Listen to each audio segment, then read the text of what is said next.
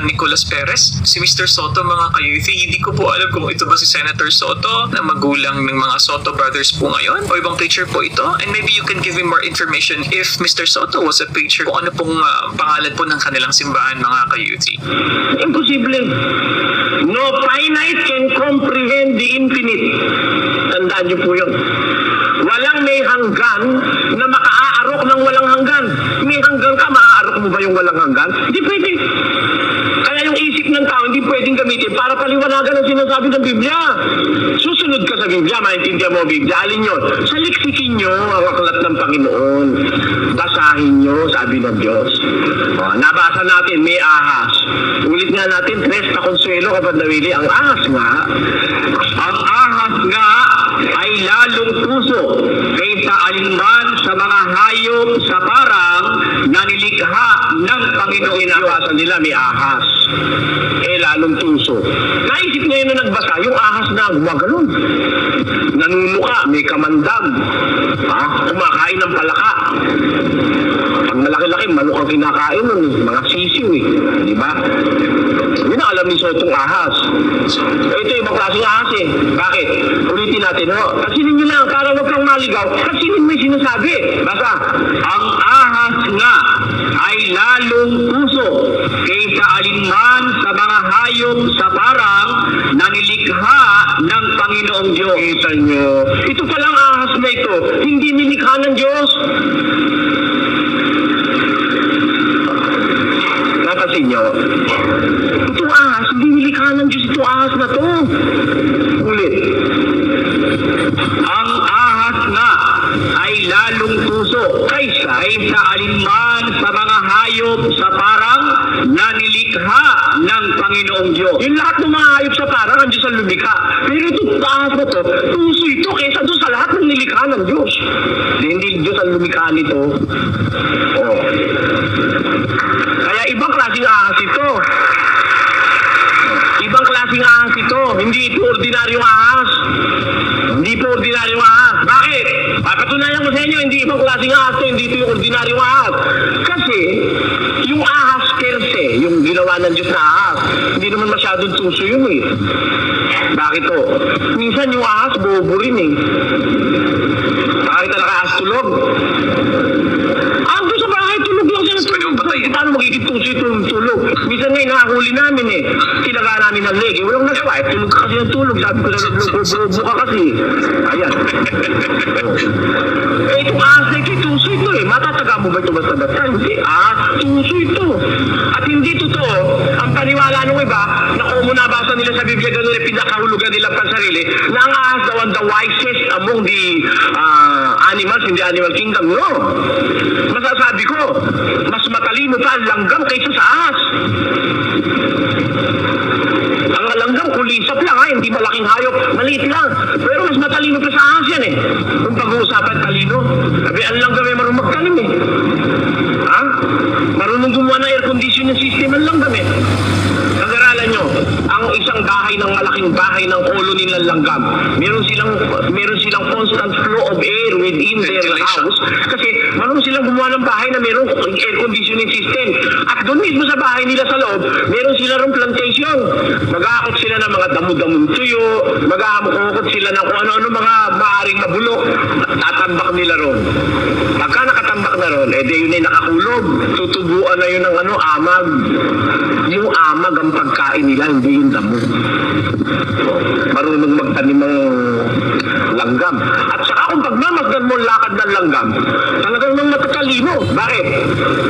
Lakad ng langgam. Nakakita naman kayo langgam na tulog. Pag nakakita kayo, una nyo agad na retrato, ipapalagay natin sa Guinness Book of World Records. Wala hong langgam na tulog. Masisipag yan lakad ng lakad. Nakakita ng nakakita ng tinapay, yung pandesal na natira. Ako, maglalagay na, tatawag na yan sa cellphone. Akala nyo ba aalis yun doon pag masdan nyo? Yun lang hindi aalis doon. That ant will send messages through its antenna sa pamamagitan ng isang sustansya sa kanilang katawan na kung tawagin ng mga siyentipiko ay pheromone. Sa pamamagitan ng pheromone, nakapag-send sila ng impulses and messages sa kapwa nila langgam. Kaya ando siya, nakakita siya. Mga kasama, meron dito, malaki ito. Punta na kayo agad dito. Nakita mo ngayon, magpupunta. Hindi naman siya umalis ha, para magyaya. Hindi, nag-send lang siya ng message. Pero mamaya, dadating na yung mga langgam. O pagka nandun na sila, kanya-kanya na kung ngayon. Magpo-form na yun ng isang linya. Yung dinaanan ng kanyang kapwa langgam, safe dun eh, safe dun. Ibig sabihin, dinadaan nila, safe yun. Kaya, daan, kita mo, mahaba na, papalit kung saan. Papalit kung saan. Eh, bago, pagka may dala-dala yung isa parating, pagsasalubong, nag-uusap sandali. Nagmamasdan ko, nag-uusap talaga. Nag-uusap. Parang naghahali ka, pero nag-uusap yun. Ang tanong niya, meron pa ba? Diretso. Diretso. Ano isa? Meron pa ba? Meron pa ba? Meron. Tuloy. Inalis ko yung yung tinatay. Inalis ko. Nilayo ko. O di, wala na sila makuha. Yung nang galing, meron pa ba? Wala na. Inalis na. Hindi na tumuloy. Diretso. Silang dalawa. Lahat ng masalubong, hindi na pumunta. Dahil wala na eh. Talaga, nag-uusap ka ako. Ngayon, napag-aralan ko yung sa siyensya. Mabasa-basa ko ba naman sa Biblia? Totoo nga. Kaya nga pareho yung siyensya at Biblia. Totoo eh. Tingnan yung sabi sa Biblia. Pumaroon ka sa langgam. Ikaw natamad. Masdan mo ang kanyang mga lakad at magpakapantas ka. Na bagaman walang pangulo, tagapamahala o pinuno, naghahanda ng kanyang pagkain sa tag-init at pinitisan ang kanyang pagkain sa pag-aani. Kita nyo, ang mga langgam, pumunta ka sa kanya, sabi ng Diyos sa tamad. Ikaw na tamad, punta ka sa langgam, matututo ka. Yung langgam, di nagtitigil yun. Hanap ng pagkain. Iniipon ng kanyang pagkain sa tag-init at sa pag-aani. Hindi magugutom ang langgam, akala nyo? Saan kayo nakakita ng langgam na may sakit? Wala. Langgam na squatter, meron ba? Matatalino yung langgam, ha? Yung langgam, ano po yan? Sagana sa pagkain yan. Kasi nag-iipon sa pagkain sa tag-init at sa pag-aani. Meron silang pag-aani. Bakit? Natuklasan ng siyensya, naglalagay sila ng mga aamagin sa kanilang bahay. Pag inamag na, yun ang kanilang pagkain. Di may naaani sila. Kita nyo? Alin ang mas matalino? Yung langgam o yung ahas? Okay, so gusto ko lang pong maliwanagan, and maybe Brother Eli will be continuing with the discussion here. Yung nasabi niya po na ahas ni Brother Eli kanina, so hindi daw po yun gawa ng Diyos. Pero di ba po ang parang part ng punishment sa ahas is yung gagapang nga po nung gagamitin yung tiyan sa pagkilos, sa pag-move around mga ka-U3. So kung ganoon po, kung ang sinasabi po ni Brother Eli is hindi po ahas, ibang klaseng ahas daw nga po yun, bakit naman po nasali ang iba pang mga ahas din? Kung hindi naman pala ordinaryong ahas o yung ginawang ahas ng Diyos, ang tunay na kipag-usap, ang kumbaga ang tumukso, kay Eva mga ka-U3. Ang sinasabi po ba na ahas is ang Satanas po ba? Devil po ba tinutukoy rito mga ka-U3? Kasi kung si Satan po na nag-shape shift into a snake, sinabi po ni Brother Eli na hindi naman po ito ginawa o kinreate ng Diyos. Hindi po ba si Lucifer naman po ay creation ng Diyos, being an angel mga ka-U3? O ang tinutukoy po ni Brother Eli is yung maging masama na si Satan, yung naging masama na bilang masamang espiritu is hindi na creation ng Diyos mga ka-U3.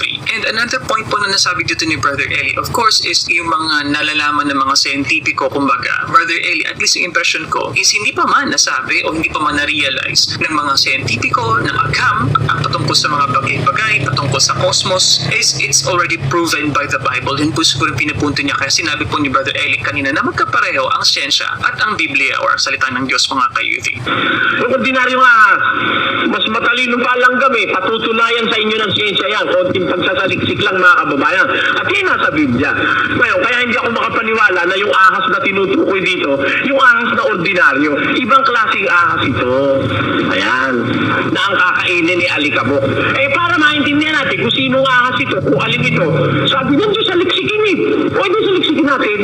Nabasa natin sa Genesis 3, versikulo 1 hanggang 17. Di punta tayo sa 4. Ano ba yung ahas na yung kausap ni Eva na yun, nalo ko si Eva. Matalino eh. Wala sa 4, di punta ka sa 5. Wala pa rin. Sa 6, ay wala. Sa 7, ay patay na si Adan. Hindi ko makita patay na si Adan sa bandang huli. Wala. Pinanganak na si Nui. Wala na si Eva si Adan. Hindi ko pa rin makita yung paliwanag sa asin. Sabi lang din sa liksikin eh. Hindi pa pag nagsasaliksik eh, parang naging ito yung mga babae. Iniisa-isa mo yung anit ng gano'n, sinasaliksik mabuti eh. Hindi isa-isahin mo. Natapos na Genesis eh, wala pang paliwanag. Ano ba yung ahas na yun? Nagsasalita ang kinakain, alikabok. Wala naman tayo nakita ng ahas kumakain ng alikabok eh. Saan ka nakakita ng ahas pumunta doon sa alikabok ka na? Wala eh. Pero hindi natin maintindihan kung di tayo sasalik eh. Di saliksikin mo. Natapos na Genesis, Exodo na. Wala pa rin eh. Eh sabi natin saliksikin eh. Wala pa eh. Tapos na ang Exodo, Levitico na. Wala pa rin. Ngayon kung tamad ka, ayaw mo na. Hirap hanapin. Alam niya mga kapatid, yung ahas na yun, sabi mo ba, yun eh, ganun. Awag ganun, maliligaw ka. Sige mo, Diyos. Levitico wala pa, bilang wala pa rin. Deuteronomy wala pa, Josue, Hukom, Samuel, Hari, Kronika, Ezra, Nehemia, Esther, Awit, Kawikaan, Ecclesiastes, Isaias, awit ng mga wala pa. Hati ng Biblia, may kita kalahati, wala pa eh. Habakuk, wala pa. Sipanyas, Sakarias, Malakias, wala pa. Mateo, wala pa. Pero banda rito ng Mateo, may nakita ko dito. Kayong lahi ng mga ulupong. Dito naglahi na. Pero wala pang paliwanag. Pero masasama pala ito. Masama. Bakit? Masamang ahas eh. Naglahi, masama. Kaaway ni Kristo itong ahas na to eh. Naglahi na. Dumami na. Mga ahas. Mga ulupong pa. Hanap. Wala. Hindi pa pinapaliwanag eh. Hanap. Sabi nandun sa liksikin eh. Di huwag kang bibitaw. Di pa naman tapos ang Biblia eh. Balik ka. Hanap. Sa kahuli-hulihang aklat ng Biblia. Sa Kapitulo 12 at Versikulo 7. Ito na ang paliwanag ng Diyos. Basa. Pakinggan nyo. At nagkaroon ng pagbabaka sa langit. Nagkaroon ng gera sa langit. Nagkaroon ng pagbabaka. Sino naglaban? Tuloy. Si Miguel at ang kanyang mga anghel ay nakipagbaka sa dragon. May dragon pala sa langit. Si Miguel, kilala niyo yun? St. Michael. Si Miguel ang wika at ang kanyang mga anghel ay nakipagbaka sa dragon. Tapos, at ang dragon at ang kanyang mga anghel ay nakipagbaka at hindi sila nanganalo ni nasumpungan pa man ang kanilang dako sa langit at inihagi ang malaking dragon, ang matandang ahas. Sino yun? Ang tinatawag na Diablo at Satanas. Sino yung ahas? Sino nagpaliwanag? Si kapatid na Soriano, hindi. Sinaliksi ko lang, nabasa natin paliwanag.